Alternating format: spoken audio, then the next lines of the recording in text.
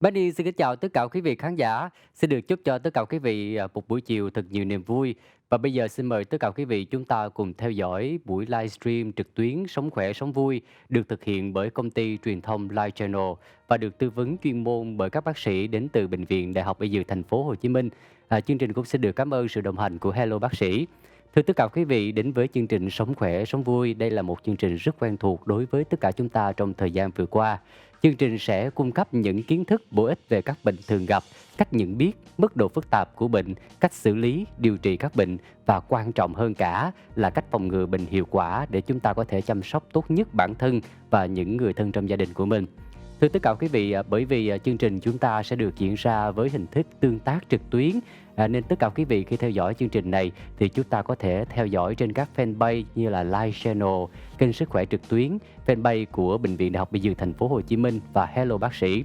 Ngoài ra khi theo dõi chương trình thì để giúp cho tất cả quý vị khán giả cũng như là những người thân của chúng ta có thể tiện theo dõi và đồng hành cùng với tất cả những chủ đề rất hay ngày hôm nay, thì tất cả quý vị khi chúng ta theo dõi livestream thì chúng ta có thể share cái livestream này trên Facebook trang cá nhân của mình cho tất cả những người thân của chúng ta cùng theo dõi. Và để tiện nhất thì chúng ta nhớ khi mà share cái livestream này ra thì chúng ta nhớ đề hashtag của chương trình đó là Sống khỏe sống vui. Có như vậy thì chúng ta mới cập nhật được nhiều thông tin hữu ích từ chương trình. Và thưa tất cả quý vị, bởi vì chương trình của chúng ta sẽ được diễn ra với hình thức tương tác trực tuyến, nên trong quá trình theo dõi buổi livestream trực tuyến ngày hôm nay, nếu như quý vị có những câu hỏi nào liên quan đến chủ đề thì quý vị đừng ngần ngại, chúng ta sẽ cùng đặt câu hỏi bằng cách là comment dưới buổi livestream này. Chúng tôi sẽ gửi những câu hỏi của tất cả quý vị dành cho bác sĩ của chương trình để giải đáp cho tất cả quý vị, mang đến những thông tin hữu ích nhất. Còn bây giờ đây thì Bunny sẽ được bắt đầu công việc của mình trong buổi livestream ngày hôm nay với một chủ đề khá là hot. Chắc chắn rằng là có rất là nhiều tất cả quý vị khán giả đang rất quan tâm.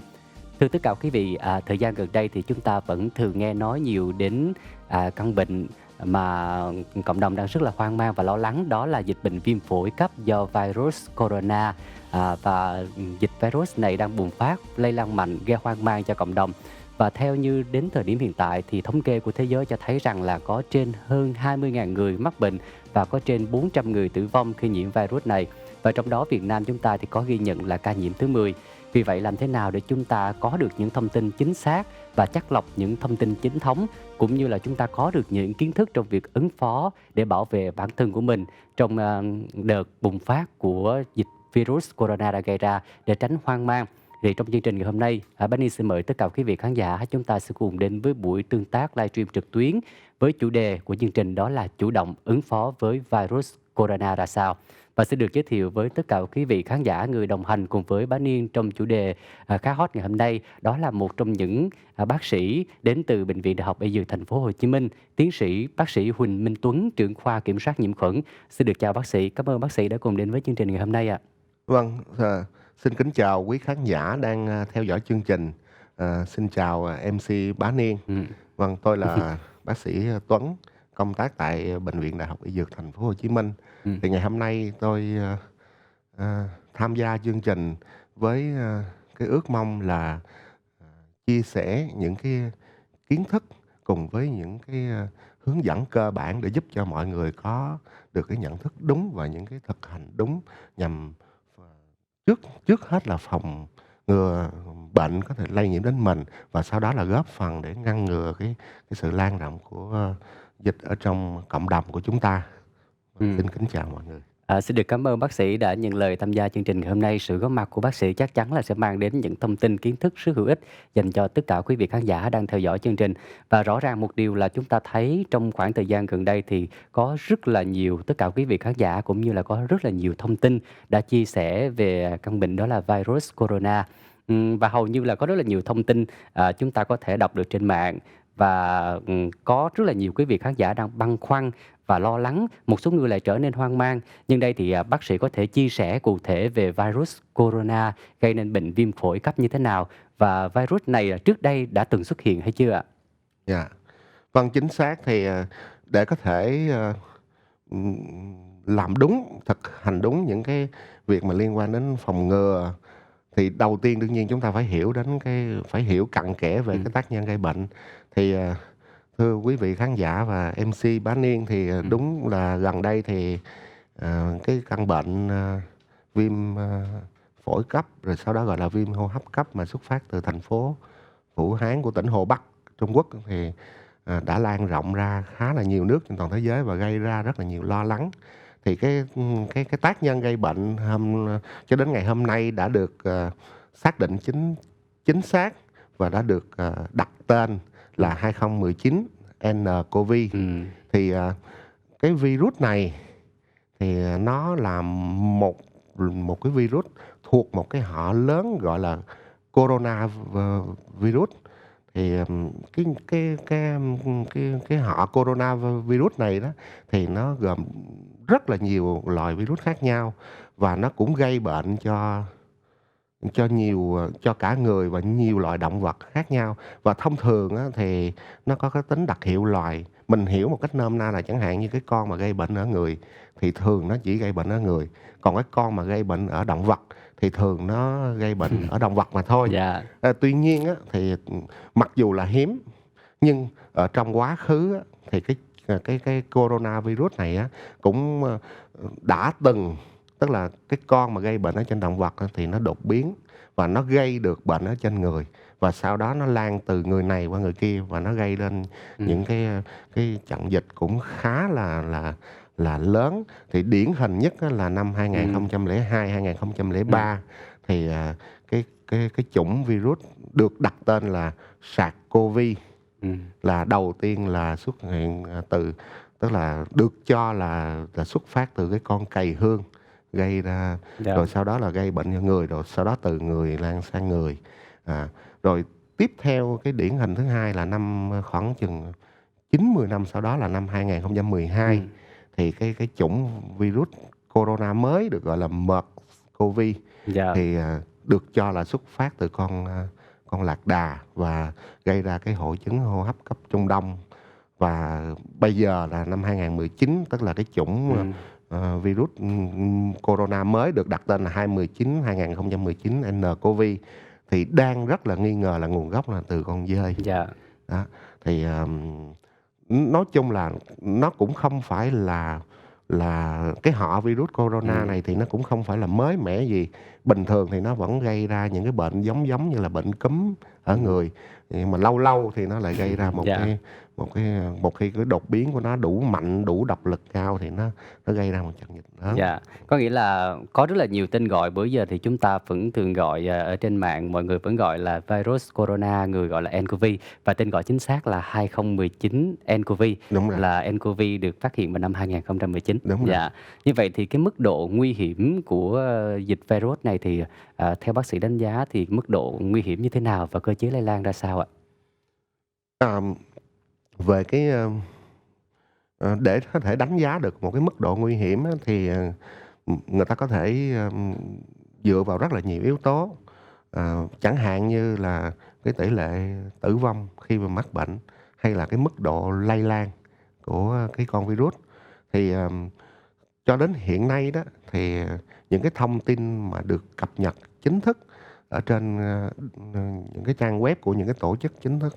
Ví dụ ở Việt Nam mình thì có cái trang web của Cục Quản lý Khám Chữa Bệnh hay là Cục Y tế Dự phòng. Về thế giới thì có thể có cái trang web của Tổ chức Y tế Thế giới hay là Hoa Kỳ có trang web của CDC chẳng hạn. Thì cho thấy là tỷ lệ tử vong hiện tại thì nó không cao như là cái dịch SARS của năm 2002, 2003 ở đó tương đương khoảng 10% hay là cái MERS-CoV 2012 thì còn cao hơn nữa. Tuy nhiên cái vấn đề thứ hai là cái mức độ lây lan thì khá là mạnh. Thì đối với cái chủng 2019 corona nCoV này đó thì cái sự hiểu biết của con người cho đến bây giờ về cái chủng mới này á, thì vì nó mới mà thành ra chúng ta cũng chưa có gọi là hiểu biết chính xác về nó nhiều, cho nên người ta lấy những cái kiến thức của cái người anh em của nó là cái SARS-CoV của năm 2002, 2003 để người ta áp dụng vào, bởi vì nó cũng là cùng là một họ coronavirus. Và thứ hai nữa là người ta cũng rất là nghi ngờ là nó xuất phát từ cái chủng SARS-CoV năm 2002, 2003. Thì cái cơ chế lây truyền chính á, thì, mình có thể diễn giải một cách, gọi là, cụ thể và để cho mọi người đều có thể hiểu là như thế này. Tức là cái người mà bị nhiễm bệnh đó, thì, người ta sẽ phát tán cái con virus, tức là cái mầm bệnh ra ngoài thông qua cái hành động là ho, hắt xì hơi và thậm chí là nói chuyện. Thì khi mà ho, hắt xì hơi và nói chuyện thì những cái con mầm bệnh virus nó sẽ theo những cái giọt nước nhỏ li ti, mà trong cái Ừm. thuật ngữ y khoa thì người ta gọi là giọt bắn, Dạ. và phát tán ra cái xung quanh. Thì nếu mà một cái người lành mà đứng gần ở trong một cái khoảng cách mình gọi là, một cái khoảng cách khoảng chừng 2 mét trở lại, thì cái người lành đó có thể hít trực tiếp cái giọt bắn mà có mang cái con virus vào trong phổi, thì gọi là lây nhiễm. Nó vẫn có những cái hình thức khác, chẳng hạn như cái giọt bắn từ cái người nhiễm bệnh, khi mà được phát tán ra, nó không đi trực tiếp vào phổi của người lành ở xung quanh.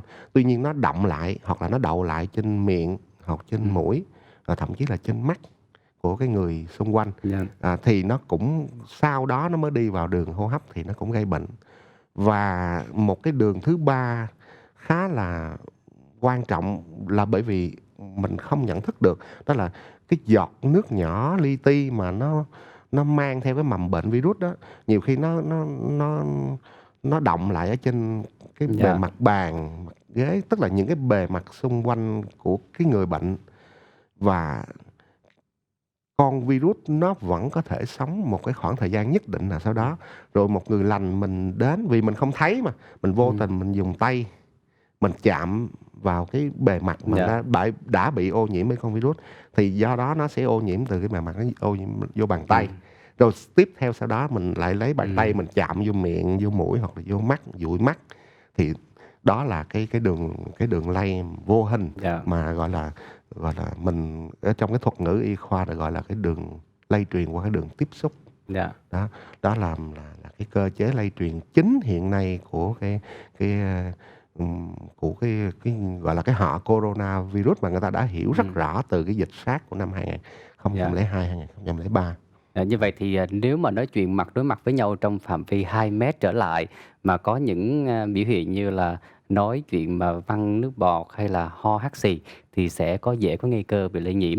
Có trường hợp là nếu mà chúng ta bắt buộc phải di chuyển bằng những cái phương tiện công cộng như là đi máy bay hay là đi tàu xe, thì, vô tình khi mà chúng ta đi ngang qua có một người họ hắt xì, ho sẵn rồi, nhưng mà họ quay qua chỗ khác, mình không biết được mà khoảng thời gian khoảng 1 phút sau cái mình đi ngang qua cái môi trường đó thì liệu chúng ta có bị lây nhiễm hay không ạ? Thì, câu hỏi của MC đặt ra nó rất là, gọi là, nó rất là đời thường và Dạ. mọi người lo lắng cũng là vì những cái tình huống như vậy. Thì ở đây á, ở trong y khoa đó, người ta đặt ra một cái thuật ngữ á là tiếp xúc gần, tức là Ừm. người chưa có mắc bệnh gì hết mà có tiếp xúc gần Ừm. với một cái người nhiễm bệnh thì người đó mới thuộc cái diện nguy cơ. Thì ở đây Ừm. tôi xin được giải thích rõ cái chữ, Ừm. gọi là, định nghĩa như thế nào gọi là tiếp xúc gần. Dạ. Thì tiếp xúc gần á, thì mình có thể hiểu là ví dụ người mà có cái nhiệm vụ chăm sóc cho cái người bệnh, hoặc là cái người mà sống cùng một nhà với cái người bệnh, Ừm. hoặc là trong rất nhiều trường hợp là một cái người mà mình tiếp cận ở một cái cự ly gần, ờ, tối gọi là, trong khoảng 2 mét đối với người bệnh, mà có một cái khả năng là mình có thể hít phải cái giọt bắn từ cái người bệnh người ta phát Dạ. tán ra, hay là cái tay của mình vô tình đụng sờ chạm vào những cái giấc tiết, của cái người bệnh người ta thải ra. Ví dụ như là mình, ôm nhau này, Ừm. hôn nhau nè, mình, dùng chung bát đĩa khi ăn, hoặc là ly tách khi uống này. Rồi mình nói chuyện đủ lâu, phải Dạ. hông? Mình nói chuyện đủ lâu ở trong cái khoảng cách gần. Còn một cái hành động cụ thể, chẳng hạn như là mình đi ngang qua một người Dạ. đang bị bệnh thì người ta không định nghĩa gọi là tiếp xúc Ừm. gần. Hay là mình đứng đợi trong khoảng thời gian ngắn, ví dụ 1 phút chẳng hạn, ở một cái khu vực phòng chờ, hoặc là trong Dạ. một cái văn phòng mình nộp giấy tờ, thì nó cũng không định nghĩa là tiếp xúc gần. Dạ. Ờ. Xem ra thì, Vấn đề lây nhiễm thì, trong phạm vi tiếp xúc gần thì chúng ta cũng cần phải, quan trọng là chúng ta cần phải biết, bảo vệ mình.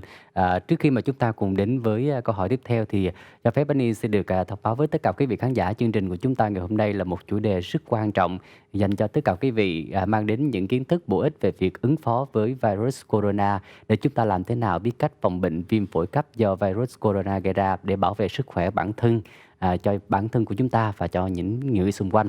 Tất cả quý vị khi mà chúng ta theo dõi buổi, tương tác trực tuyến ngày hôm nay, nếu như quý vị có những câu hỏi nào, thắc mắc nào mà muốn đặt cho bác sĩ chương trình thì quý vị có thể comment ở phần dưới. Chúng tôi sẽ ưu tiên hầu hết các thời lượng của chương trình ngày hôm nay dành cho những câu hỏi mà tất cả quý vị đang quan tâm.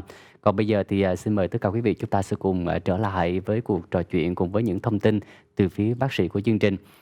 Thưa bác sĩ, hiện nay thì ở thành phố Hồ Chí Minh và hơn 10 tỉnh thành khác thì học sinh được phép nghỉ học là trong 1 tuần để phòng dịch corona. Vậy thì, bác sĩ có lời khuyên nào dành cho các phụ huynh nên làm thế nào để hướng dẫn và chuẩn bị cho con cái của mình, trong vấn đề phòng dịch ạ? À, về câu hỏi này á, thì tôi xin chia sẻ hai ý. Là bởi vì cái chuyện mà mình nghỉ học đó Dạ, là bởi vì là, theo các cái, gọi là, phản ứng để phòng ngừa, ờ, dịch lây rộng, mà không chỉ là hệ thống y tế mà cả hệ thống chính phủ cũng đã, gọi là, ban hành tình trạng dịch ở Việt ừm, Nam. Thì nghĩ một trong những cái biện pháp, gọi là, phòng chống dịch lan rộng đó là mình tránh tụ tập đông người, thì nghỉ dạ, học đơn thuần là nó là một trong những cái biện pháp, ừm, nhằm hạn chế dịch lây lan. dạ, Còn cái vấn đề thứ hai nữa là cái vấn đề mà mình làm gì, mình làm gì để mà mình bảo vệ cho mình dạ, ở nhà đó, thì cái này thì, rất là nhiều ừm, những cái thông tin khác nhau. dạ, Và ngay cả trên những cái trang web chính thống của Cục Quản lý Khám chữa bệnh Bộ Y tế hay là, Cục Y tế Dự phòng hay là những cái ừm, tờ báo mình cũng đã chia sẻ rất nhiều. Thì ở đây tôi cũng xin tóm tắt lại, một số những cái, điểm chính yếu. Thì, như người ta như như quý vị chắc là cũng đọc nhiều, thì đầu tiên thì người ta khuyên là mình, vệ sinh tay. ừm, Vệ sinh tay á thì, thường xuyên. Thì ở đây thì cũng xin nói rõ là đối với một người mà mình sống á bình thường ở trong cộng đồng á, thì, mình vệ sinh tay sạch sẽ và thường xuyên bằng nước sạch và xà phòng ừm, là đủ rồi, là đủ để diệt cái coronavirus. Tuy nhiên có một cái điểm mà mình cần phải lưu tâm, đó là nếu mà mình chỉ rửa tay bằng nước không thì nó đương nhiên là nó không được, không diệt được, dạ, virus, mà mình rửa bằng xà bông nữa thì nó mới diệt được. Và cái thời gian mà mình, gọi là, mình chà sát xà bông á, ừm, thì theo hầu hết tất cả các khuyến cáo á là, tối thiểu phải là 20 giây. ừm, 20 giây trở lên thì nó mới đủ. À, Còn ngoài ra thì nó đối với những cái cơ sở y tế, ừm, khi mà người ta đối diện với một cái áp lực người bệnh đông, công việc, phải quay nhanh chóng, hoặc là những nơi mà có điều kiện thì mình có thể mua dung dịch vệ sinh tay chứa cồn, dạ, thì nó cũng là một cái biện pháp vệ sinh tay được, ừm, được, gọi là, được khuyến cáo. dạ, Đó là cái chuyện thứ nhất. Cái chuyện thứ hai nữa là dĩ nhiên là mình ở nhà, mình tránh cái chuyện mà phơi nhiễm với virus, tức là mình ừm, tránh tiếp xúc với người bệnh á, là tốt nhất thì mình ở ừm, nhà. Nhưng nếu có, việc mình phải đi ra ngoài ừm, thì mình nên mang khẩu trang, và đặc biệt là dạ, khi mình đến chỗ đông người mình nên mang, theo khẩu trang để mà mình bảo vệ cho mình. Còn nếu mà mình bị bệnh, ví dụ ừm, mình có triệu chứng sốt ho gì đó thì tốt nhất là mình ở nên tại ở nhà. nhà. Và mình mang khẩu trang trong cái trường hợp Dạ, vậy á, thì nó cũng có ừm, ngoài cái ý nghĩa là bảo vệ cho bản thân mình thì cũng có cái ý nghĩa là dạ, ngăn ngừa để phát tán cái dịch ra cộng đồng. Rồi, ngoài ra đó thì như tôi đã chia sẻ lúc nãy về cái phương thức lây truyền qua, gọi là, qua đường giọt bắn, rồi qua đường tiếp xúc của virus corona đó, ừm, thì ngoài cái việc mà vệ sinh tay, mang khẩu trang, thì cái việc mà vệ sinh cá nhân của mình, ừm, thân thể của mình, hay là mình vệ sinh, gọi là, cái môi ừm, trường sống, cái nhà cửa, cái văn phòng, bàn ghế của mình xung quanh một cách thường xuyên, thì cũng cực kỳ là quan trọng. Và dạ, như tôi cũng chia sẻ lúc nãy thì chúng ta chỉ cần nước và xà phòng thường là đã đủ hiệu quả rồi. Ngoài ra thì cũng còn một số những cái biện pháp, gọi là, chung gọi là, mình có thể áp dụng cho rất nhiều loại bệnh khác nhau. Chẳng hạn như chúng ta, có thể tăng cường sức đề kháng bằng cách là Dạ. mình uống nhiều đủ nước này, mình ăn uống, bổ dưỡng, mình, có chế độ làm việc và nghỉ ngơi hợp lý. Dạ. Thậm chí mình cũng có thể uống thêm vitamin C hay là mình uống Ừm. nhiều nước cam, nước chanh để tăng cường sức đề kháng. Ừm. Đó là những cái biện pháp nó rất là, tổng quát và Dạ. rất là thông thường, Dạ. và mình có thể làm để mà mình bảo vệ cho mình Ừm. và bảo vệ cho cộng đồng. Xin được cảm ơn bác sĩ. Thưa tất cả quý vị, chúng ta đang cùng đến với buổi, livestream tương tác trực tuyến ngày hôm nay với chủ đề mà tất cả quý vị, đang rất quan tâm trong việc phòng bệnh và bảo vệ trước, virus corona. Và đối với những nghiên cứu về y tế, về khoa học thì, trong chương trình ngày hôm nay thì chúng ta sẽ không nói đến mà Pan Yên. Xin mời tất cả quý vị chúng ta sẽ cùng đến với những câu hỏi đời thường, thiết thực, gần gũi với tất cả quý vị để giúp cho tất cả quý vị tránh những thông tin không đúng gây hoang mang trong cộng đồng. Bây giờ thì, xin được hỏi bác sĩ quay trở lại với vấn đề rửa tay lúc nãy bác sĩ có nói là, chúng ta cần phải vệ sinh tay để có thể bảo vệ, sức khỏe của mình. Tại sao mà chúng ta chỉ có vệ sinh tay không mà chúng ta không vệ sinh những bộ phận khác như là rửa mặt hay là tắm rửa ạ? Với lại nếu mà chúng ta vệ sinh tay như vậy thì chúng ta có quy định là thời gian là chúng ta bao lâu chúng ta phải rửa tay không ạ? Hoặc là điều kiện nào mà chúng ta cần phải rửa tay? Chẳng hạn như chúng ta tiếp xúc, cái gì đó chúng ta mới rửa tay hay là cứ 10 phút chúng ta rửa tay một lần ạ? Rất là chính xác. Thì, cũng xin đính chính lại là tôi không hề nói là chỉ Dạ. chỉ vệ sinh tay, Dạ. mình cũng nói là vệ sinh tay là quan trọng, nhưng mà mình cũng vệ sinh thân thể Dạ. toàn diện. Nhưng mà thường thì mình đặt cái vấn đề lớn ở cái vệ sinh tay là bởi vì bàn tay của chúng ta á, là chúng ta hoạt động nhiều mà Dạ. chúng ta sử dụng nó để sờ, để chạm khắp nơi, cho nên cái khả năng mà một cái mầm bệnh nó lây lan qua cái trung gian là bàn tay Dạ. của mình á là nó lớn. Cho nên người ta đặt ra cái vấn đề, gọi là, vệ sinh tay. Thì ở đây á thì, nó sẽ có những cái có một số những cái, gọi là, những cái điểm cơ bản nó liên quan đến vệ sinh tay, thì tôi cũng xin được phép chia sẻ luôn. Dạ. Thì, thứ nhất á là dậy lúc nào mình vệ sinh tay, thì đương nhiên á là khi mà mình thấy tay bẩn, thì mình thấy ví dụ con mắt mình nhìn thấy tay bẩn mà thấy được á, thì mình nên vệ sinh tay bằng nước và xà bông và xà phòng. Rồi, ví dụ như là, những cái tình huống mà điển hình ở trong cái chuyện dịch như thế này á, chẳng hạn như bây giờ chúng ta đeo một cái khẩu trang để đi đến thăm một người bạn hay đến Dạ. chỗ đông người, rồi khi mà chúng ta khẩu trang nó bị ướt hay bị dơ chúng ta tháo ra, thì chúng ta cũng phải nên vệ sinh tay. Hoặc là ví dụ chúng ta vô, Dạ. một bệnh viện để Dạ. thăm người bệnh, ví dụ như thăm bệnh rất bình thường thôi chứ không nhất thiết là phải nói đến cái chuyện là thăm bệnh này. Thì khi bước vô mình cũng nên vệ sinh tay, rồi mình bước Dạ. về mình cũng nên vệ sinh tay. Đó là, ừm, và tóm lại là bất cứ lúc nào mà mình nghi ngờ rằng tay Dạ. của mình có chạm phải ở đâu đó dơ phải, cho Dạ. dù là mình không nhìn thấy, Dạ. nhưng mà mình nghi ngờ là mình đụng phải mình chạm phải, mình sờ phải cái gì đó mà nó bẩn, hoặc là, nó nghi ngờ là có cái dịch tiết của người bệnh hay chất bẩn thì mình nên vệ sinh tay. Dạ. Chỉ có khi nào mà chỉ có lưu ý là khi mà nó bẩn mà mắt mình nhìn thấy được á, thì mình phải rửa tay bằng nước và xà phòng. Còn những cái lúc khác còn lại thì mình rửa tay, bằng gì cũng được, bằng nước xà phòng cũng được, hoặc là bằng dung dịch chứa cồn cũng được, chứ không nhất thiết là phải 10 phút một Dạ. lần. Tuy nhiên nó có cái vấn đề mà nó quan trọng hơn ở cái chỗ là nhiều khi á, là chúng ta rửa tay thì nó không có đúng cách. Chẳng hạn như chúng ta chỉ Rửa hoa chà tới chà lui, dạ, rất là nhanh. thì nó sẽ không đủ, bởi vì như bàn tay của mình á thì, ví dụ như nó có mặt lòng, rồi nó có mặt lưng, rồi nó lại có kẽ, rồi nó có phần ngón, phần dưới móng, và rất có khả năng là nếu chúng ta mà, gọi là, rửa không đúng cách á, thì nó sẽ dẫn đến là mình có vệ sinh tay nhưng mà ví dụ cái mầm bệnh chẳng hạn như virus thì nó vẫn tồn tại. Do Dạ. đó thì, người ta mới, đưa ra cái, gọi là, Bộ Y tế của mình đó, là cũng như là Tổ chức Y tế Thế giới, cũng như mọi tổ chức y tế trên thế giới này á, là người ta đều đưa ra một cái thống nhất là một cái quy trình vệ sinh tay gồm 6 bước. Đầu Dạ. tiên là chúng ta phải, là cái lòng bàn tay nè, chúng ta lòng bàn tay nè, rồi sau đó là tới cái lưng bàn tay nè, lưng bàn tay hai bên nè, rồi tiếp theo sau đó mới Kẽ là tay. phần kẽ các Dạ. ngón tay nè, là bước thứ ba rồi đó. Rồi tiếp theo sau đó là phần mặt ngoài của các ngón tay nè, Rồi cái bước thứ 5 á là cái ngón cái nè, Dạ. rồi cái bước cuối cùng á là Chụm các cái cái ngón đầu tay, ngón dạ. tay.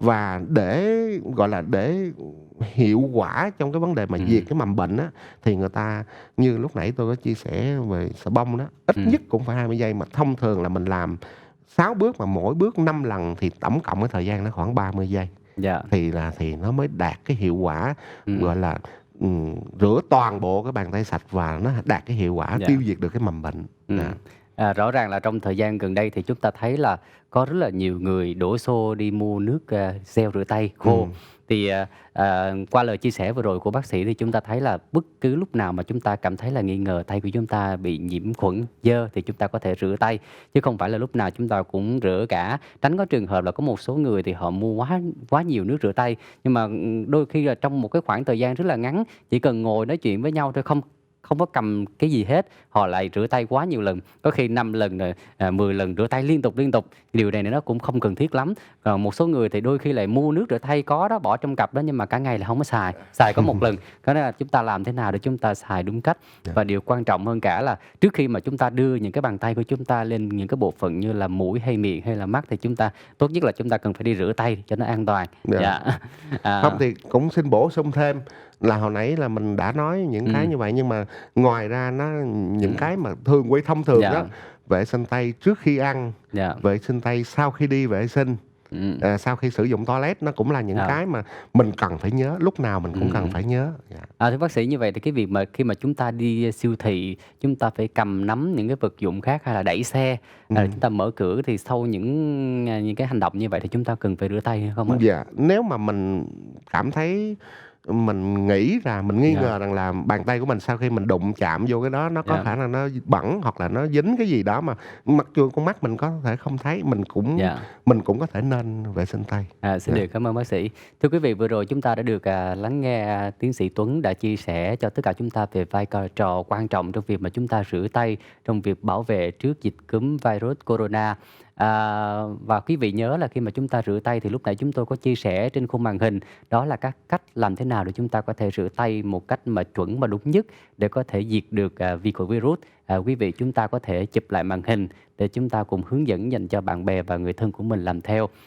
Bây giờ thì, chúng tôi xin mời tất cả quý vị nếu có câu hỏi nào quan tâm dành cho chương trình thì cứ đặt câu hỏi, chúng tôi sẽ ưu tiên các phần thời gian thời lượng của, chương trình dành cho tất cả câu hỏi mà tất cả quý vị gửi về.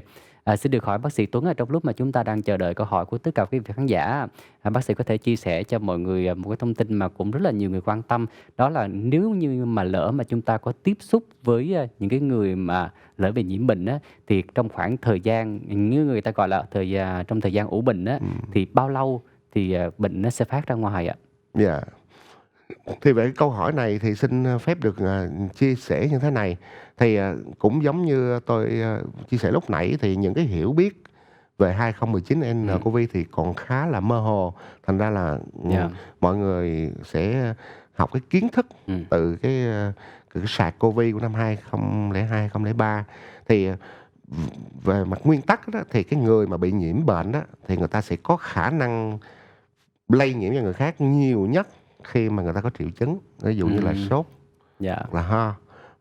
Thì tức là khi mà chúng ta gặp cái người mà có triệu chứng á, thì chúng ta có khả năng bị ừm, nhiễm nhiều nhất. Nhưng mà vậy khi mà mình gặp mình tiếp xúc với ừm, người đó rồi bao lâu mình mới mắc bệnh? Thì ví dụ như cái của SARS-CoV của năm 2002, 2003 là thời gian cái người ta đã xác định cái thời gian trung bình là khoảng 2 đến 7 ngày. Tuy nhiên nó dạ, vẫn có những trường hợp kéo dài khoảng 10 ngày. Còn đối với cái, nCoV 2019 của hôm nay đó, thì, con số nó còn đang rất là dao động và, mọi người, gọi là, cũng đang áp dụng là từ 2 cho đến khoảng ừm, 14 ngày. Như vậy cái câu hỏi đặt ra là bây giờ nếu tôi đã tiếp xúc ừm, nhưng mà tôi chưa có triệu chứng gì hết, nhưng mà rất có thể là tôi đang ở trong thời kỳ ủ bệnh, vậy tôi có lây cho người ừm, khác nữa hay không? Hay là mình đặt câu hỏi đó ngược lại là vậy tôi tiếp à, xúc với một người mà lỡ người ta đang ủ ừm, bệnh á, thì có lây hay không? Thì, xin, trả lời là mặc dù là chưa có xác định được chắc chắn, ừm, nhưng mà không giống như cái sạc của năm 2002 thì, trong cái thời kỳ ủ bệnh thì sạc người ta xác định là nó không lây. ừm, Nhưng mà đối với, 2019 nCoV á, thì người ta đã báo cáo có rất là nhiều Ừm, ca, tức là một người lành tiếp xúc với một người mà người đó nó không có triệu chứng gì hết, rồi vài bữa họ mới có ừm, triệu chứng, thì cái người mà lành tiếp xúc vậy cũng bị lây. dạ, Tức là, khả năng là virus có khả năng lây lan trong thời kỳ ủ bệnh, dạ, và cái thời kỳ ủ bệnh á là khoảng 2 đến 14 ngày đến hiện giờ.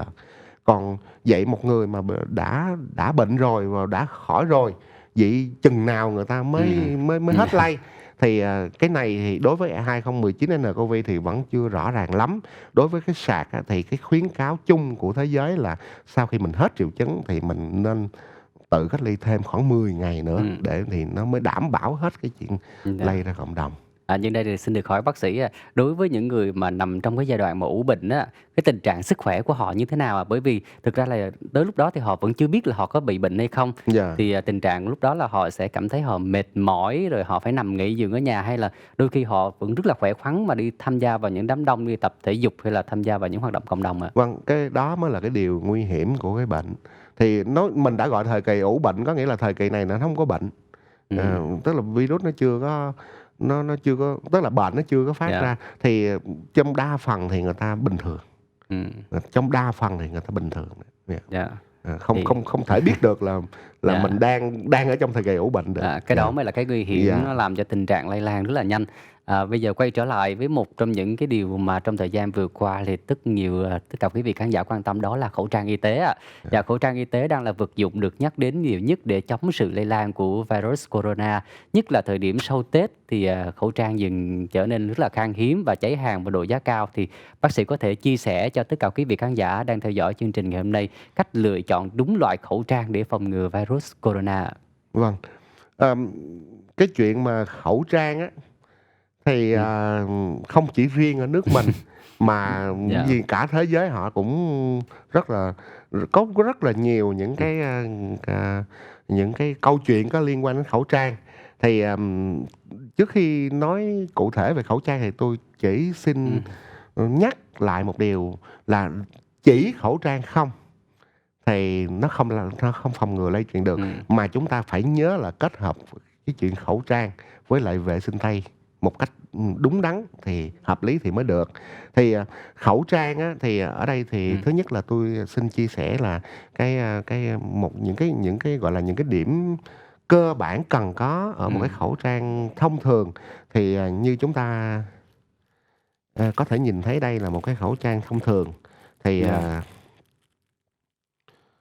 ờ dạ, Trước khi, xé ra thì, ờ, thường á thì mình có thể nghe nói là mình hay nghe cái cụm từ gọi là khẩu trang 3 lớp, dạ, thì chính xác là như vậy.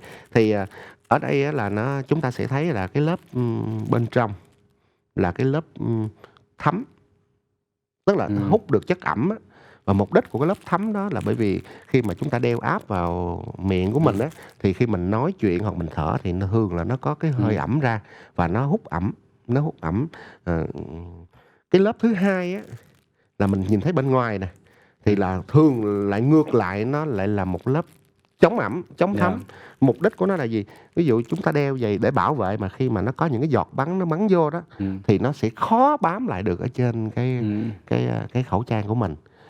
Và cái lớp thứ ba là cái lớp giữa của hai cái lớp ừm, này, thì nó có cái chức năng gọi là lọc.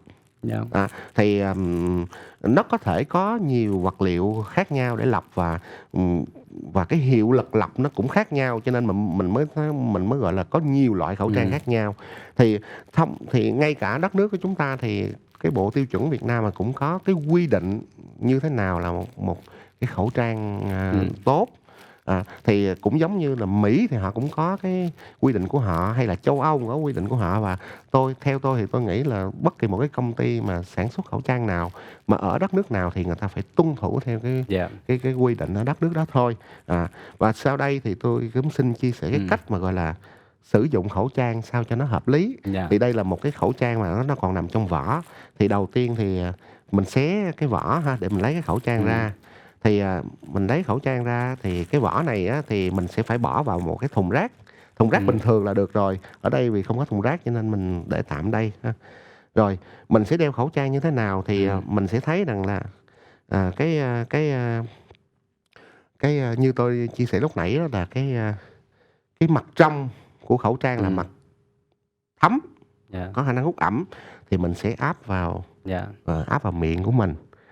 Còn mặt, Màu xanh ở màu trên này. xanh thường là mặt chống thấm thì phải ra ngoài. Ừm. Và thường thì nó có một cái thanh ngang, nó có Ừm. một cái thanh ngang, thanh nhôm ngang là mình sẽ đặt nó lên trên, Dạ. ngang mũi như thế này ha. Ừm. Mình ngang mũi như thế này, rồi, mình sẽ dùng, ngón tay cái và ngón tay trỏ để mình, giữ hai cái sợi chung của hai bên, rồi mình quàng nó vô tai. Mình sẽ dùng hai ngón tay của hai bên, mình, vuốt hai cái thanh ngang, mình vuốt hai bên thanh ngang sao cho nó ép sát vào cái sống mũi. Cái mục đích của mình là làm cho cái khẩu trang nó áp sát vào mặt ha. Rồi mình cũng sử dụng ngón cái và ngón trỏ của hai bên để mình chỉnh cái rìa khẩu trang sao cho mục đích cuối cùng là nó che được mũi, nó che được miệng và nó phải ôm sát vào và thường là phải qua dưới cằm. Một cái lưu ý là sau khi chúng ta đã đeo xong khẩu trang rồi, chúng ta bước vào khu vực làm việc hay là chúng ta bước đi ra ngoài, chúng ta tiếp xúc với người này người kia rồi đó, thì hai bàn tay của mình nên tránh chạm vào mặt ngoài khẩu trang. Bởi vì như tôi đã chia sẻ lúc nãy thì cái mặt ngoài khẩu trang là nó hứng các cái loại bụi bặm hay là thậm chí là giọt bắn từ người bệnh mình đâu biết. Cho nên nếu mà mình chạm vô, và thường nhất là mình dùng cái động tác gọi là mình chỉnh sửa khẩu trang như thế này nè, là mình vô tình mình sẽ làm nhiễm vô cái bàn tay của mình. Tức là trong quá trình mình mang khẩu trang thì không nên, tránh có thể tối đa cái việc chạm vào mặt ngoài khẩu trang. Đó. Và như vậy mình đeo xong thì ví dụ như ở trong bệnh viện khi tụi tôi khám xong một bệnh thì tôi sẽ bỏ. Bây giờ mình ở ngoài mình đeo, mình đi một cái chuyến ra mình tiếp xúc người thì mình về mình cũng nên bỏ. Hoặc là quá trình mình nói chuyện nhiều quá nó ướt, mình cũng nên bỏ, mình thay mới chứ không nên đeo hoài từ sáng đến chiều. Thì ở đây tôi xin chia sẻ cái cách mình tháo khẩu trang. Thì chúng ta dùng hai ngón tay ha, rồi chúng ta giữ hai cái sợi dây chung hai bên, và chúng ta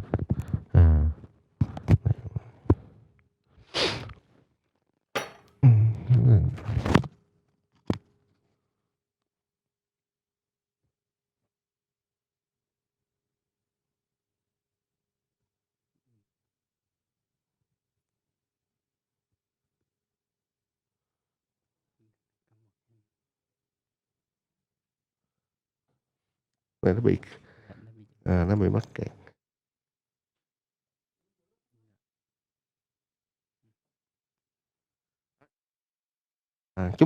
Khi chúng ta tháo thì trong quá trình trước khi mình tháo, trong khi mình tháo, sau khi mình tháo thì mình chỉ dùng ngón tay của mình giữ lấy hai cái sợi dây hai bên thôi.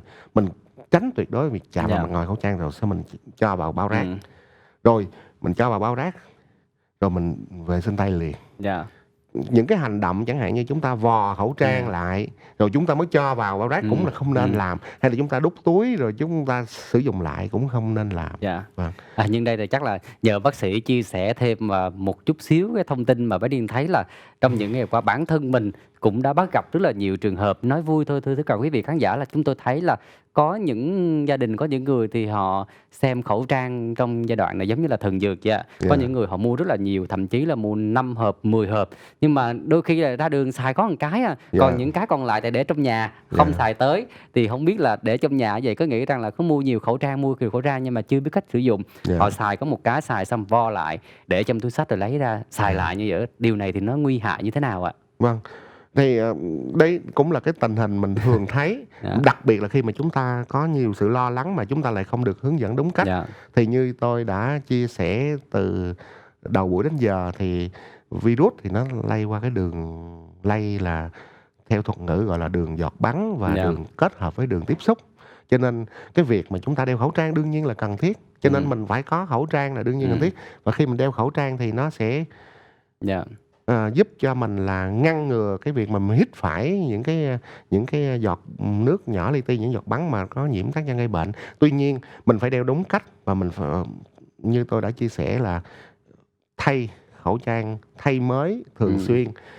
không chạm vào mặt ngoài khẩu trang mà một khi thay thì phải vệ sinh tay. Dạ. Mục đích là để ngăn ngừa cái lây truyền qua đường tiếp xúc nữa. Ừm, Thì như vậy rõ ràng là khẩu trang không thì ừm, cũng không đủ. Mà nếu mà dạ, chúng ta có mua nhiều đi nữa mà chúng ta lại xài không đúng cách, chẳng hạn như trong cái ví dạ. dụ như MC Bá Niên nói rằng là Mua mua nhiều thì mà để ở nhiều nhà nhưng mà không à. để ở nhà và xài có một cái từ sáng đến chiều, thì như vậy thì Dạ, nó đâm ra là dạ, nó lại, chẳng những là nó không giúp ích được, ừm, mà nó lại càng, gọi là, có khả năng lại làm cho nó lây nhiễm nhiều hơn. dạ. Vâng.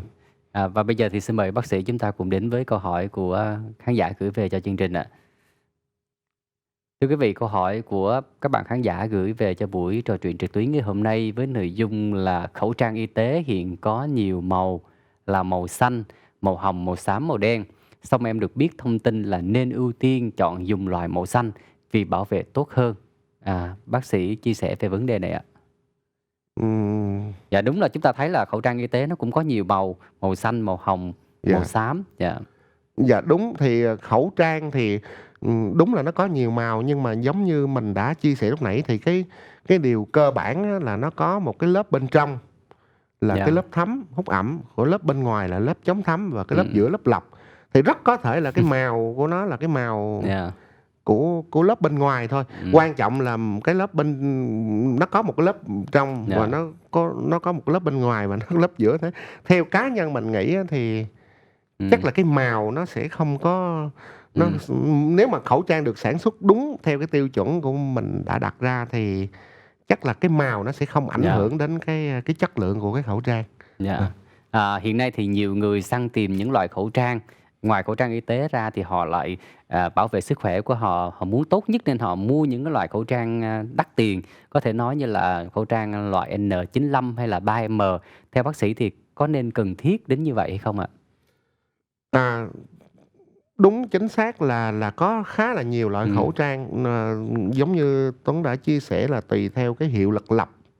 À, tuy nhiên thì cũng xin nhắc lại một lần nữa là bản thân của cái khẩu trang không thì nó không có nó không giúp bảo vệ được mình, mà mình phải phối hợp đeo khẩu trang và vệ sinh tay đúng cách, à, thì mình mới, bảo vệ được cái sự lây nhiễm của cái mầm bệnh truyền nhiễm nói chung và trong cái dịch ừm, nCoV-219 này nói riêng. Còn cái chuyện mà chúng ta sử dụng cái khẩu trang có cái hiệu lực lập cao dạ, hơn, ví dụ như là N95 thì, trong tất cả các cái khuyến cáo mà ví dụ đặc biệt là hiện nay Bộ Y tế của chúng ta cũng đang có những khuyến cáo là nó nó chỉ sử dụng trong những cái trường hợp mà dành gọi là, chuyên cho nhân viên y ừm, tế, chẳng hạn như như là cái người nhân viên y tế đó phải, chăm sóc cái người bệnh ở trong phòng ừm, cách ly, họ làm những cái thủ thuật, mà ở trong y khoa mình gọi là thủ thuật tạo ra cái giọt bắn đó, ví dụ như hút đàm nhớt hay ừm, là, gọi là, đặt nội khí quản cho người bệnh, tức là cái nguy cơ nó cao hơn thì mình dạ, mới xài. Chứ còn ở trong cộng đồng thì, ừm. thì mình xài khẩu trang bình thường là được. Dạ, Dạ, còn nếu mà xài những loại khẩu trang đó thì mình cũng phải thay, nhưng mà cái khẩu trang đó thì nó khá mắc tiền. dạ, Nếu như mà mình xài thì chẳng lẽ mình xài một cái mình xài tới xài lui hoài nó càng nguy hiểm hơn nữa, phải dạ, thay nhiều lần dẫn đến cái tình trạng là tốn kém. dạ, Trong khi, khẩu trang y tế như thế này thì giá thành nó lại ổn hơn rất là nhiều. dạ, Thưa tất cả quý vị, khoảng 2 tuần trở lại đây khi dịch corona bùng phát thì mọi thông tin, cách phòng tránh ngăn ngừa dịch bệnh đều là chủ đề mà nhận được sự quan tâm của rất là nhiều tất cả quý vị khán giả, cư dân trong và ngoài nước. Và cũng từ đừng đó hỏi thì câu các mặt đó. hàng như là khẩu trang, nước Ừm, rửa tay đều rất là cháy hàng ở mọi nơi. Vì vậy thì, nhân đây thì sẵn tiện cái khẩu trang luôn ạ. Khẩu trang có một số người thì lại không mua được khẩu trang, thì hứm, họ lại sử dụng những cái loại khẩu trang mà chúng ta thấy bày bán ngoài đường như là khẩu trang, bằng vải á, dạ, và rất là nhiều chất liệu khác. Thì không biết là với những loại khẩu trang như vậy thì nó có cần phải tiêu chuẩn như thế nào và liệu nó có bảo vệ được hay không ạ? vâng. Thì, như tôi đã chia sẻ từ, đầu buổi đến giờ Dạ, thì, cái khẩu trang thì tự bản thân cái khẩu trang ừm, á là vì nó là một cái mặt hàng y khoa mà, cho nên ừm, nó sẽ có những cái quy chuẩn về ừm, cái tiêu chuẩn của nó. Bất kỳ ai mà mình sản xuất và bán ra để lấy tiền thì chắc bắt buộc phải tuân ừm, theo cái quy định. Tuy nhiên rõ ràng là trong thực tế cũng có đôi khi, ừm, mình ở vào một cái tình thế là mình không có khẩu trang, Dạ, thì, quay trở lại cái phương thức lây truyền của cái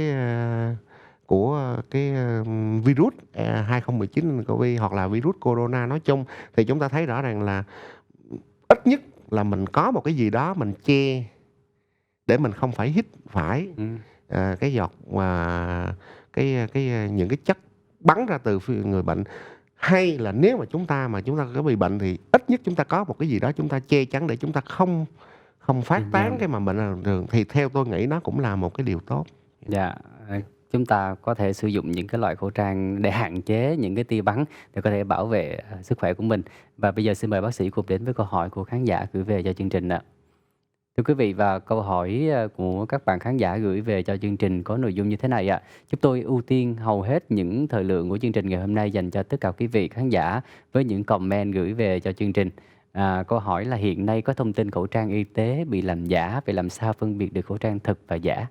Dạ. Câu này chắc phải nhờ Dạ. MC trả lời. Thực ra là giống như là lúc nãy thì bác sĩ có nói là hầu như là tất cả những cái việc mà chúng ta sử dụng khẩu trang, trong trường hợp mà không có thì sử dụng khẩu trang vải, thì đây là một những cái hình thức mà chúng ta có thể hạn chế là chúng ta bảo vệ sức khỏe cho mình. Đôi khi là để bảo vệ một cách tốt nhất thì nó còn rất là nhiều những vấn đề khác. Như bác sĩ có chia sẻ là chúng ta cần phải hạn chế khu vực tụ tập đám đông, hoặc là phải rửa tay thường xuyên. Thưa bác sĩ, có một cái vấn đề mà cái câu hỏi mà quan tâm nhiều nhất ngay cả bản thân Bá Niên cũng rất muốn hỏi bác sĩ đó là cái việc mà chúng ta dùng khẩu trang như vậy, đeo trong một khoảng thời gian dài mà nó cảm thấy rất là ngợp thở. Ừm. Như vậy thì chúng ta có cần thiết phải đeo khẩu trang hàng ngày hay không ạ? Nhất là đặc biệt là trong cái cuộc sống sinh hoạt hàng ngày chúng ta cần phải gặp đối tác, gặp bạn bè và người thân, thậm chí là bà con dòng họ, anh chị em mình, chẳng lẽ lúc nào mình cũng phải đeo khẩu trang hết ạ? Dạ, Ừm, thì cái này thì cũng quay trở lại cái như vậy thì lúc nào mà mình ừm, phải đeo. yeah, Thì chẳng hạn như trong những cái trường hợp mà chúng ta tiếp xúc gần trong cái định nghĩa lúc nãy Tuấn có chia sẻ về cái tiếp xúc gần đối với người bệnh đó, thì, mình nên đeo và ừm, mình rửa tay. Còn nếu mà chúng ta, ví dụ như trong cái tình hình hiện nay ừm, khi mà đất nước mình đã ban bố tình trạng là có dịch bệnh á, yeah, thì khi mà mình có việc mình đi mà mình nghĩ là mình sẽ tiếp xúc với đám đông thì ừm, mình cũng nên đeo. ừm, À, đó là một số những yeah, cái, gọi là, những cái cơ bản, ừm. những cái cơ bản. Dạ. Có một cái tình hình mà phát sinh mà thấy rõ ràng xảy ra là bản thân Bá Niên cũng rơi vào tình huống đó à. Có những cái thời gian gần đây khi mà mình đi ra ngoài mình gặp bạn bè mình lại không còn khẩu trang ở trong người, nó hông Dạ. đeo, thì cảm thấy là những người xung quanh xem mình giống như là một trong những cái đối tượng mà đang lây bệnh gì đó. Họ Dạ. nghi ngờ mình giống như là, anh chàng này đang là mang một cái virus nhiễm bệnh của nCoV, cảm thấy cái thái độ mọi người là cũng xa lánh mình rất là nhiều. Như vậy thì làm thế nào để chúng ta có thể là giảm bớt đi những cái sự hoài nghi vậy ạ? Khi mà chúng ta bất kỳ nói chuyện với ai mình cũng nghĩ rằng là mình cần phải bảo vệ như vậy, thì liệu cái tình hình này mà nó như vậy nó có ổn không trong cái giao tiếp hàng ngày ạ? Thì, về cái vấn đề này á, thì, rõ ràng là Bộ Y tế của mình cũng đã có những cái hướng dẫn. Ví dụ như một cái trường hợp như thế nào thì Ừm, được gọi là nghi ngờ, dạ, một cái trường hợp như thế nào thì được gọi là nhiễm bệnh. ừm, Thì ở đây mình chỉ tập trung vào cái trường hợp mình gọi là nghi ngờ. Thì ở đây á, thì theo cái hướng dẫn của Bộ Y tế mình á, thì một trường hợp mà được gọi là nghi ngờ ừm, khi người ta phải có thỏa mãn hai hai mình tạm gọi là hai cái dấu sao đi. Cái dấu sao thứ nhất á, là họ phải có cái yếu tố dịch tễ, và cái ừm, dấu sao thứ hai là họ phải có cái triệu chứng. Thì cái dấu sao thứ nhất, yếu tố dịch tễ thì xin nói rõ là ví dụ như họ đi du lịch ừm, từ, cái vùng có dịch đã được khẳng định là có dịch về, ví dụ như trong cái thời gian vừa qua ừm, là từ thành phố Vũ Hán của tỉnh Hồ dạ, Bắc về. Cái thứ hai ở trong cái chuyện mà có yếu tố dịch tễ có nghĩa rằng là họ có trong cái khoảng 14 ngày đó, gần đây đó, họ có tiếp xúc với ví dụ như người thân họ đi du lịch về, hoặc là ừm, bạn bè họ đi dạ, du lịch về, thì họ có tiếp xúc gần ừm, với lại cái người mà đi về từ cái vùng có dịch thì mới gọi là xác định là thứ nhất là ok là có yếu tố dịch tễ, và cái điều thứ hai nữa thì họ phải có triệu chứng, tức là sốt, ho, khó thở, thì mình mới xếp họ vào thuộc cái ừm, diện mà gọi là nghi ngờ. Thì muốn nghi ngờ vậy thì bắt đầu là phải làm những cái xét nghiệm, rồi phải đi thăm khám, rồi tiếp theo vân dạ, vân. Còn nếu mà ví dụ như như cuộc sống bình thường của chúng ta, ví dụ như tôi với Dạ, MC Bá Niên đang ngồi đây dạ, thì chắc có lẽ chúng ta không thuộc ừm, nếu chúng ta không thuộc dạ. diện nghi ngờ thì chắc có lẽ nó cũng không nên hoang mang quá như Dạ, thế. Dạ. nhất là khi mà chúng ta trong cuộc sống gia đình hàng ngày thì chúng ta biết rõ là người thân của chúng ta đã gặp những ai và tiếp xúc như thế nào, Ừm, thì, đôi khi là chúng ta cũng không cần nhất thiết là chúng ta phải gây hoang mang đến như vậy. dạ, Còn một thông tin mà rất là nhiều người cũng lo ngại hiện nay là đôi khi là cái thời gian này để ngoài cái việc mà chúng ta đang sợ với virus corona ra thì, tình trạng là người ta bị cảm cúm rất là nhiều. dạ, Và một số người thì, cảm sốt thì họ lại cứ nghi ngờ, họ sợ họ bị, dính phải nhiễm bệnh, virus corona. dạ. Và tâm lý là ai cũng muốn đi khám, có đôi khi là quá tải ở bệnh viện, ai cũng muốn là không biết là tôi có bị nhiễm bệnh hay không, để tôi có thể bảo vệ cho người thân của mình. Như vậy làm thế nào để chúng ta có thể hạn chế được những cái suy nghĩ như vậy ạ? Vâng, thì, cũng quay trở lại cái chia sẻ lúc nãy mà Dạ, tôi vừa mới trả lời, thì, nó phải có hai cái yếu tố, thứ nhất là, ừm, dịch tễ và thứ hai là có triệu chứng. Còn cái chuyện mà bình thường trong cuộc sống hàng ngày, lâu lâu chúng ta bị cảm thì nó cũng là bình thường. Nhưng mà như vậy một khi bây giờ mà chúng ta mà bị cảm đi, ví dụ như có dạ, sốt, có ho đi, ví dụ nó là cũng những cái giống thông vậy, thường cũng đi, có triệu chứng thì vậy. mình sẽ ví dụ mình rất có thể là mình sẽ tự hỏi mình thôi, Ừm, mình có đi du lịch về chưa? Thì câu đó mình ừm, có thể trả lời được ngay. Mà dạ, nếu mà mình không có đi du lịch đâu á, thì mình có thể lại hỏi tiếp câu thứ hai là liệu trong vòng 2 tuần gần đây mình ừm, có nói chuyện, mình có tiếp xúc gần với cái yeah, ai đó mà đi du lịch về hay không? Và, yeah, người đó đang như thế nào rồi? Ví dụ vậy. Thì bằng cái cách như vậy thì chúng ta cũng có thể tự tự mình kiểm chứng để mình có thể an tâm được phần nào hơn, mình loại bỏ những cái nghi ngờ nó hơi, gọi là, quá dạ, và, nếu mà chúng ta cứ kéo ùn ùn đến để xét nghiệm thì nó lại ừm, trở nên quá tải thì nó cũng là ừm. không phải là hay. Vâng. Cũng có thể là có thêm một cái cách là nếu mà chúng ta cảm thấy mà chúng ta đang trong cái giai đoạn mà chúng ta bị cảm cúm, mà không có những cái yếu tố giống như là bác sĩ vừa chia sẻ là chúng ta tiếp xúc với những người ở vùng dịch bệnh, thì chúng ta cũng có thể là mình đeo khẩu trang của mình Dạ. để mình tránh tiếp xúc gần với lại những thành viên trong gia đình. Bởi vì cảm thông thường nếu mà tiếp xúc gần thì cũng cũng lây bệnh chứ không nhất thiết phải là virus Đúng corona, rồi, đúng đúng không ạ? rồi, đúng rồi, đúng rồi. Dạ. Dạ, Thưa quý vị, ngày hôm nay thì chúng ta đã cùng đến với phần chia sẻ của tiến sĩ, bác sĩ Tuấn đã mang đến những thông tin dành cho tất cả quý vị khán giả, những thông tin rất là hữu ích trong, tình trạng mà trong những ngày qua chúng ta đang rất hoang mang trong việc mà phòng ngừa virus corona. Thì ngoài việc mà đeo khẩu trang ra, dùng nước rửa tay thường xuyên ra thì chúng ta còn có những cái cách nào để chúng ta có thể phòng ngừa virus corona ạ? dạ vâng, thì, xin, được tóm lại, Dạ, những cái ý đã chia sẻ lúc nãy. Thì như, tôi đã chia sẻ thì, việc, vệ sinh tay, mang khẩu ừm, trang là những cái điều quan trọng. Tuy nhiên mình, vẫn còn một số những cái khác mà chúng ta cũng có thể nên lưu tâm và nên, tránh tối đa việc, làm nó dạ, có khả dĩ nó dẫn đến cái việc nhiễm bệnh.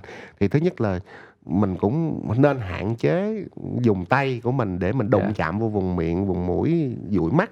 Mà đặc biệt là khi mình nghi ngờ cái tay của mình là nó bẩn, hoặc là dạ, mình nghi ngờ là nó vừa mới chạm vào cái ừm, chỗ nào mà mình không có an tâm nè, phải hông? Đó là cái thứ nhất.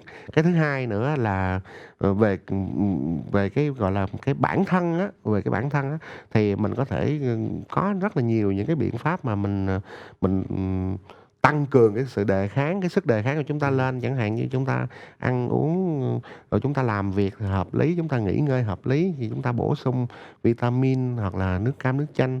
Rồi, đó là về về cái bản thân.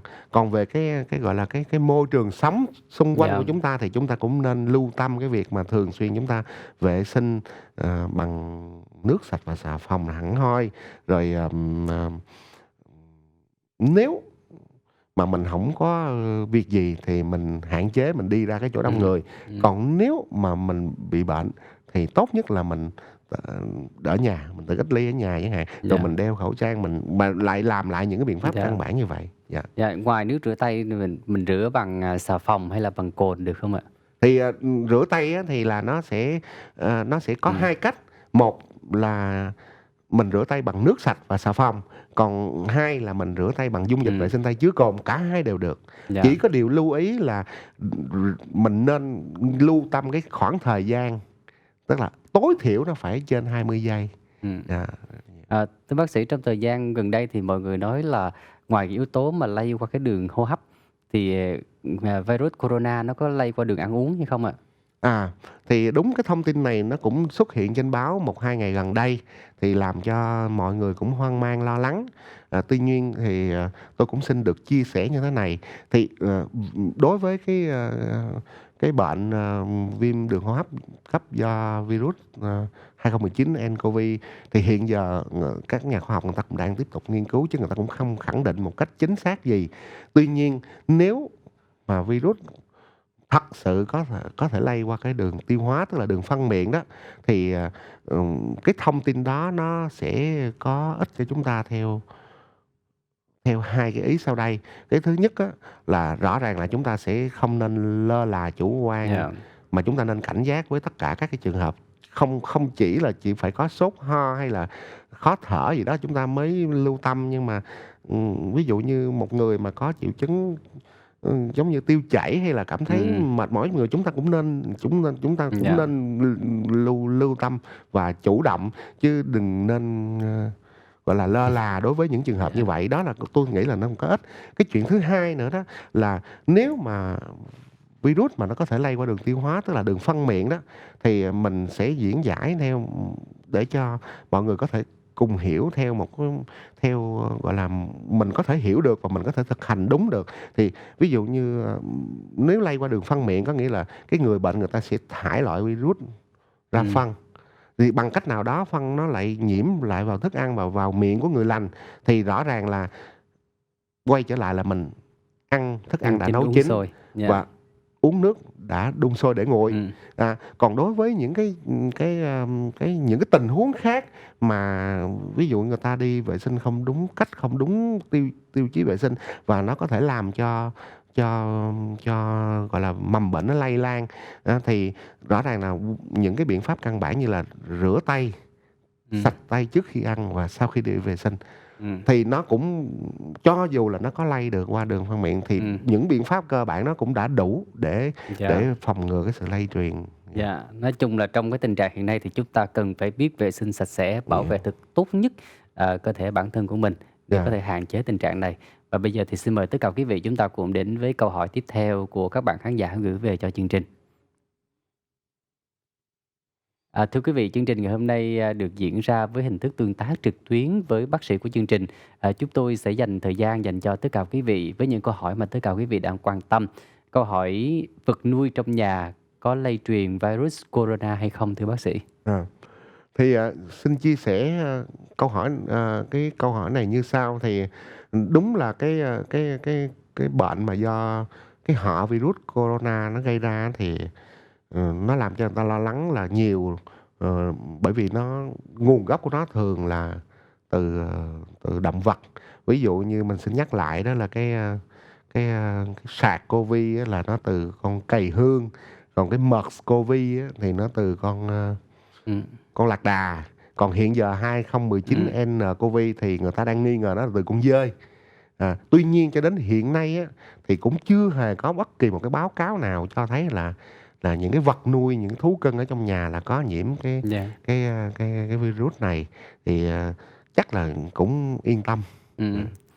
yeah, Và bây giờ thì xin được hỏi bác sĩ một cái câu hỏi mà Văn Điền tin chắc rằng là rất là nhiều tất cả quý vị khán giả cũng đang rất muốn hỏi. Và nếu như hiện nay thì chúng ta được biết là ở Việt Nam chúng ta thì có 10 người yeah, nhiễm, virus nCoV. Và nếu như mà lỡ mà chúng ta phát hiện biết rằng là, có người bị nhiễm nCoV mà là người hàng xóm ở trong hàng xóm của mình, hay là yeah. chúng ta đang sống ở trong cái khu vực mà có người nhiễm nCoV thì, chúng ta cần phải làm gì để có thể, lưu tâm đến những cái vấn đề mà cần bảo vệ cho chúng ta ạ? Vâng, thì, đó là mình đang hỏi một cái tình huống là ví dụ cộng đồng của mình, Dạ, gọi là, thí có dụ như dịch. ở thành À, phố Hồ Chí Minh mình có, một vài người, yeah, những người đó nó nằm ở trong cái quận của mình, yeah, mà lại là hàng xóm của mình nữa, yeah. thì chúng ta cần phải làm như thế nào ạ? Thì biện pháp thì nó vẫn là, những cái biện pháp từ nãy giờ mình Dạ, đã nói, thì, cái mà, gọi là, đơn giản nhất để cho ừm, mọi người có thể dễ hiểu, tức là nếu mình không bây giờ bệnh á là do con virus ừm, 2019 nCoV gây ra. Bây giờ nếu chúng ta không muốn bị mắc bệnh thì tốt nhất là chúng ta đừng có, trong thuật ngữ y khoa gọi là đừng có phơi nhiễm với virus á, tức là dạ, mình đừng có gặp cái người bệnh đó. Thì nó nó quay trở lại những cái biện pháp thông thường chẳng hạn như, chúng ta tránh tụ tập. đông, tại vì mình không biết được Dạ. là có người nào có thể lây hay không. Ừm. Và nếu mà chúng ta bắt buộc phải đến á, thì chúng ta lại thực hành những cái biện pháp như lúc nãy, tức là vệ sinh tay, mang khẩu trang, tránh đụng Ừm. chạm vào mắt, Ừm. vào mũi, vào miệng. Rồi, đối với, cái môi trường sống, nhà cửa, bàn ghế, văn phòng của chúng ta thì chúng ta thực hiện Dạ. cái vệ sinh khử khuẩn, rồi, chúng ta ăn uống, ngủ nghỉ hợp lý. Ừm. Nói chung là nó cũng không có một cái biện pháp gì, Dạ. gọi là đặc Dạ. hiệu hơn, vậy là Dạ. thực hiện tất cả những cái biện pháp phòng ngừa cơ bản nó một cách hợp lý, đúng cách, đó là Dạ. đủ. Dạ, Và chúng ta cần phải cẩn trọng nhiều hơn, quan sát nhiều hơn. vâng. Dạ, nhân đây thì chắc là xin nhờ bác sĩ có thể chia sẻ cho tất cả quý vị khán giả. Dạ, bây giờ chúng ta đến với câu hỏi của khán giả trước ạ. Thưa quý vị, chúng ta sẽ cùng đến với câu hỏi của khán giả gửi về cho chương trình là tại sao, nCoV lại xuất phát tại Vũ Hán? Cái câu hỏi này nó hơi rộng. Tại Dạ, sao nCoV lại xuất phát tại Vũ Hán, thưa bác sĩ? thì cho đến hiện giờ thì, Ừm. tất cả những cái thông tin mà được đưa ra chính thống trên cái trang web của Tổ chức Y tế Thế giới cũng như là những nơi khác á, thì, người ta cho Ừm. rằng là những cái ca bệnh đầu tiên là nó xuất phát Ừm. từ từ thành phố, Vũ Hán của tỉnh Hồ Bắc Ừm. Trung Quốc. Và thậm chí người ta cũng đang khoanh vùng lại là cái nguồn gốc là nó từ một cái khu chợ hải sản. Dạ. Đó, thì, chính vì vậy cho nên người ta cho rằng là cái Ừm. cái cái bệnh dịch này nó xuất phát từ thành phố Vũ Dạ. Hán. Xin được cảm ơn bác sĩ. Ngày hôm nay thì bác sĩ cũng đã chia sẻ rất là nhiều những thông tin, phải nói là những kiến thức rất hữu ích dành cho tất cả quý vị khán giả trong việc mà chúng ta có thể bảo vệ sức khỏe của mình một cách tốt nhất và đúng nhất trong thời buổi mà chúng ta đang cùng ứng phó với virus corona. Và bây giờ thì trước khi chia tay với tất cả quý vị khán giả, chắc là xin nhờ bác sĩ chúng ta sẽ cùng tóm ý lại để cùng chia sẻ những thông tin với tất cả quý vị khán giả theo dõi chương trình ngày hôm nay.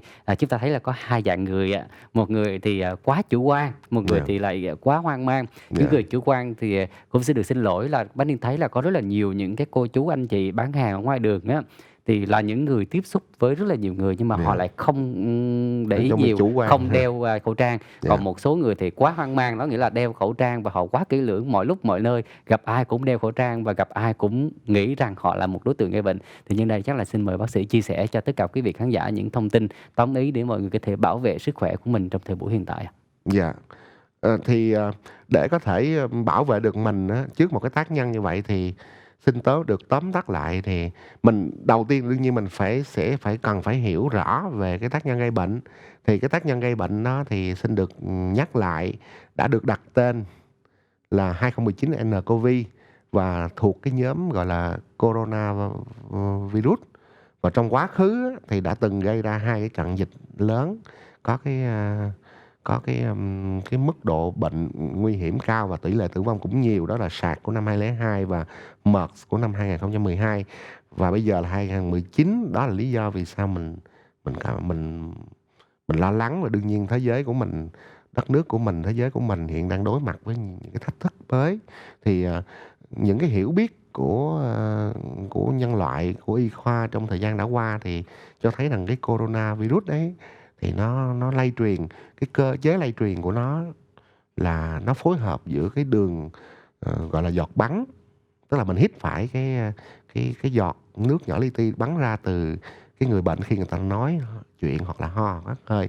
Và thứ hai nữa là nó cũng có phối hợp với cái đường tiếp xúc, tức là cái con virus đó nó có khả năng nó tồn tại, vài ngày ở trên cái bề mặt xung quanh cái người bệnh và nó ô nhiễm, vào bề mặt rồi dẫn đến nó ô nhiễm vào bàn tay, rồi sau đó là nó ô nhiễm vào cái người lành. Thì, để có thể bảo vệ cho mình á, thì, dĩ nhiên để có thể ngăn ngừa cái giọt bắn mình hít trực tiếp vào phổi thì mình đeo khẩu trang. Để, ngăn ngừa cái lây truyền qua đường tiếp xúc á, thì mình vệ sinh tay, rồi mình vệ sinh các cái loại bề mặt, rồi, ừm, những cái biện pháp rộng hơn nữa đó thì, nếu mà ở trong những cái vùng mà đã công bố là có dịch chẳng hạn như vậy, thì, mình không biết ai là ai, Dạ. thì, dĩ nhiên mình nên bảo vệ cẩn trọng hơn, thì mình nên mang khẩu trang khi mình đi ra đường. Nhưng mà tốt nhất là tránh không đi ra, nhưng nếu đi thì nên mang khẩu trang và vệ sinh tay đúng cách. Còn nếu mà chúng ta cảm thấy chúng ta có triệu chứng, chúng ta Ừm. nghi ngờ chúng ta có bệnh thì chúng ta có thể giúp hạn chế cái việc lây nhiễm bệnh ra cộng đồng bằng cách là chúng ta ở nhà, hoặc là khi mà chúng ta, có việc phải đi thì chúng ta phải mang khẩu trang và vệ sinh Dạ, tay đúng cách. Rồi ngoài ra nữa là những biện pháp mặc dù nó cũng nhiều khi mình cũng hay quên nhưng mà tôi cũng xin được nhắc đó là chúng ta tránh cái thói quen mà dùng tay chúng ta chạm vào mắt, vào mũi, vào miệng, hông? Đặc biệt là nhiều khi mình đi đường mình dụi mắt chẳng hạn vậy, mình đeo khẩu trang thì mình tránh cái việc mà mình dùng tay để mình chạm vào mặt ngoài, đặc biệt là mình chỉnh sửa cái khẩu trang.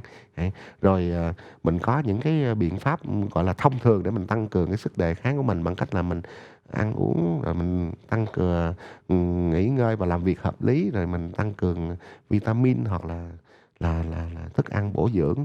Đó là, một số những cái dạ, tóm tắt lại về bệnh. Hy vọng là cái người mà, quá cẩn thận á, quá hoang mang thì không phải lo lắng nhiều hơn.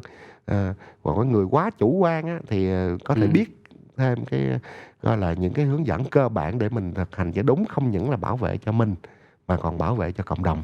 dạ. Ờ. Xin được cảm ơn, bác sĩ Huỳnh Minh Tuấn đã cùng chia sẻ những thông tin rất là hữu ích ngày hôm nay. Thưa tất cả quý vị khán giả và nhân đây thì, chúng tôi cũng xin được, chia sẻ với tất cả quý vị là trong thời buổi hiện tại, những ngày này thì chúng ta cần phải biết bảo vệ bản thân cho mình, bảo vệ bản thân của chúng ta cũng chính là cách mà chúng ta bảo vệ sức khỏe tốt nhất dành cho những người mà chúng ta thân yêu, các thành viên trong gia đình. Chính vì vậy mà trong thời gian gần đây thì nếu như mà chúng ta có đi ra ngoài đám đông, thấy đám đông mà có đeo khẩu trang thì chúng ta hãy cùng ủng hộ tinh thần dành cho họ và chúng ta cũng tiếp tục đeo khẩu trang. Bởi vì như vậy là chúng ta ngoài việc bảo vệ sức khỏe của mình ra thì chúng ta cũng bảo vệ sức khỏe cho cộng đồng. Đừng chủ quan và có một thông tin là chúng ta không chủ quan thì chúng ta cũng đừng quá hoang mang Bởi vì chúng ta hãy biết cách bảo vệ tốt nhất cho bản thân của mình là điều mà chúng tôi rất mong muốn và điều mà tất cả chúng ta cùng bảo vệ sức khỏe cho những người thân của mình. Và trong thời gian này thì chương trình Sống khỏe sống vui sẽ tiếp tục cập nhật cho tất cả quý vị những thông tin kiến thức hữu ích trong việc mà chúng ta ứng phó với virus corona. Ngày mai thì vào lúc 15 giờ chúng tôi sẽ tiếp tục một buổi tương tác trực tuyến dành cho tất cả quý vị khán giả với chủ đề là làm gì để bản thân và gia đình an toàn trong mùa dịch virus corona. Rất mong tất cả quý vị chúng ta sẽ cùng theo dõi để chúng ta cập nhật những thông tin hữu ích. Ngoài ra thì chúng ta hãy cùng theo dõi những thông tin trên những kênh truyền thống, trên kênh thống để tránh gây ra tình trạng hoang mang của mình. Một lần nữa xin được cảm ơn tiến sĩ bác sĩ Huỳnh Minh Tuấn đã nhận lời tham gia vào chương trình Sống khỏe sống vui ngày hôm nay và đã mang đến những thông tin rất hữu ích với chủ đề là chủ động ứng phó với virus corona. Xin được cảm ơn bác sĩ. Thưa tất cả quý vị, chương trình của chúng tôi ngày hôm nay do công ty truyền thông Đài Channel thực hiện, được sự cố vấn chuyên môn của các bác sĩ đến từ Bệnh viện Đại học Y Dược Thành phố Hồ Chí Minh. Và xin được cảm ơn sự đồng hành của Hello bác sĩ. Xin được cảm ơn tất cả quý vị khán giả đã theo dõi chương trình. Xin chào tạm biệt và hẹn gặp lại vào 15 giờ chương trình ngày mai.